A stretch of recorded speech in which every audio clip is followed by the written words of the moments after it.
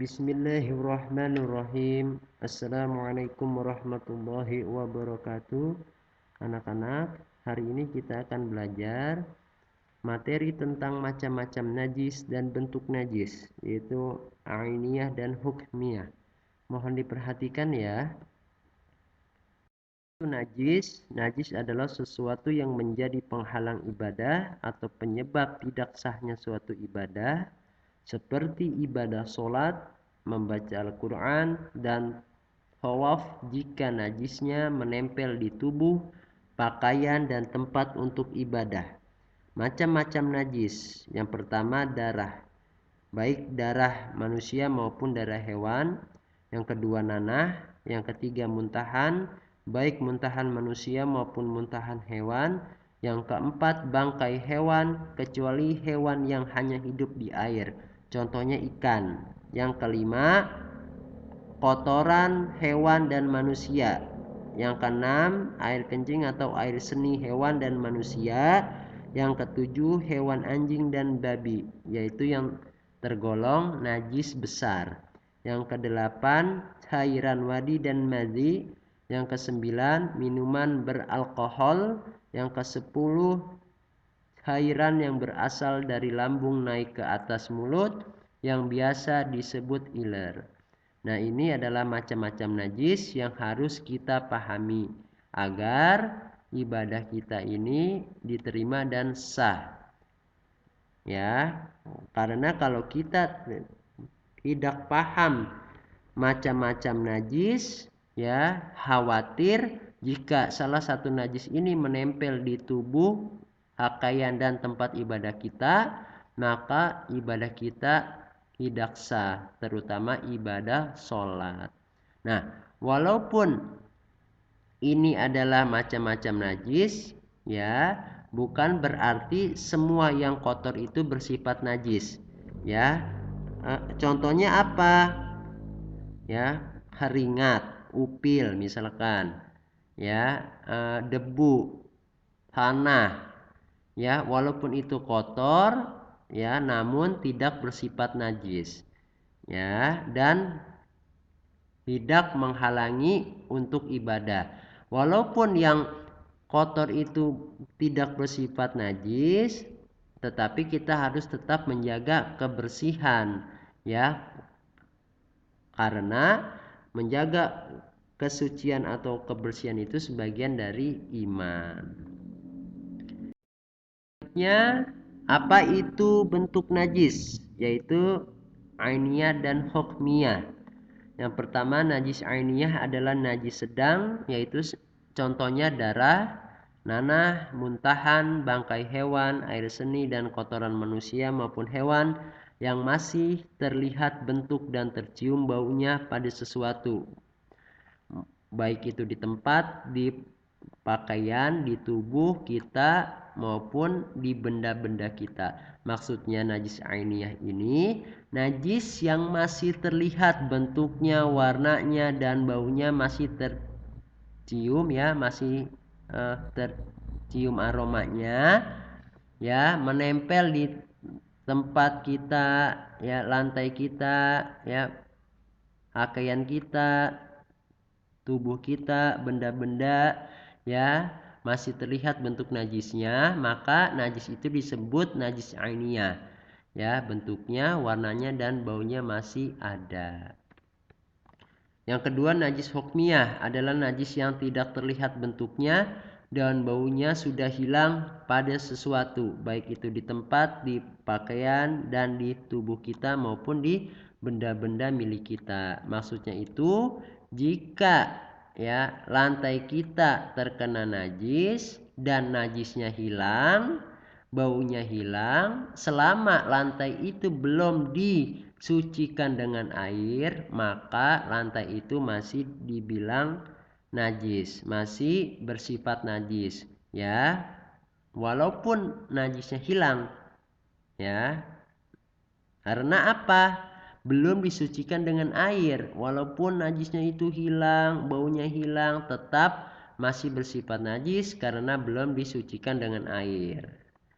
Contoh najis hukmiyah yaitu lantai yang terkena kotoran ya, najis hewan atau najis manusia, tetapi kotorannya hilang namun belum disucikan dengan air. Lalu contoh selanjutnya, pakaian yang terkena air seni tetapi tidak terlihat bekasnya namun belum disucikan dengan air. Ya, maksudnya itu jika pakaian kita ini terkena air seni, ya, walaupun bekasnya tidak ada, baunya hilang, selama pakaian kita belum disucikan dengan air maka tetap dihukumi najis, ya. Nah, maka kalau pakaian kita, sarung kita, mukena kita terkena najis, maka harus segera disucikan. Walaupun najisnya sudah hilang, baunya sudah hilang, selama belum disucikan dengan air masih dihukumi najis dan tidak boleh dipakai untuk sholat. Seperti itu contohnya. Ya, cara mensucikan bentuk najis, baik itu najis ainiyah dan hukmiyah. Yang ya, ini contohnya misalkan di lantai ada najis ya, misalkan ini air seni hewan ya, maka ya cara mensucikannya itu bersihkan najisnya dulu dengan tisu boleh, dengan kain boleh. Ya, membersihkannya itu hilangkan dulu bentuk najisnya, warna najisnya, bau najisnya menghilang dan sampai mengering. Ya, sampai mengering.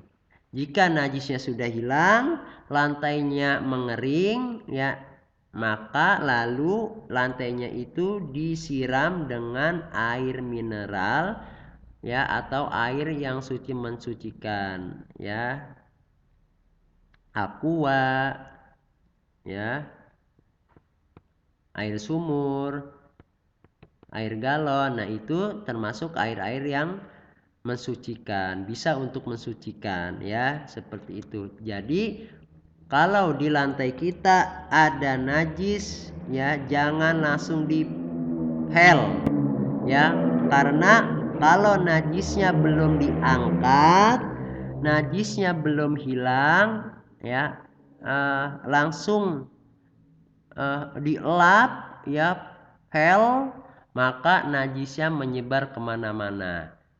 Ya, caranya itu kalian angkat dulu najisnya, bersihkan dulu najisnya sampai hilang, lantainya mengering, ya, sudah hilang warnanya, baunya, bentuknya sudah hilang, lalu disiram dengan air, maka lantai itu menjadi suci, ya. Nah, baru dipel. Nah, maka dengan demikian lantai semuanya menjadi suci. Kalau najisnya langsung dipel dengan lapel, ya, najisnya menyebar, ya. Mengapa menyebar? Karena najisnya ikut terkena dengan lap basahnya, belum diangkat, ya. Kalau misalkan najisnya diangkat dulu, ya, dengan tisu atau kain, ya, diangkat dulu, ya, hingga mengering lantainya, najisnya hilang, lalu disucikan dengan air, maka lantainya pun itu suci, ya, tanpa perlu dipel semuanya.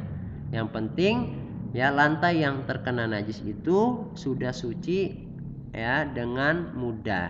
Nah, ini adalah contoh cara mensucikan najis ainiyah dan hukmiyah yang diajarkan oleh agama dan syariat. Sangat mudah, ya. Seperti itu penjelasannya. Ya, demikian penjelasan tentang macam-macam najis dan cara mensucikannya yang diajarkan oleh syariat. Semoga bermanfaat untuk kehidupan sehari-hari kita. Mohon maaf jika masih banyak kekurangan, ya. Semoga bermanfaat untuk kita semua. Wassalamualaikum warahmatullahi wabarakatuh.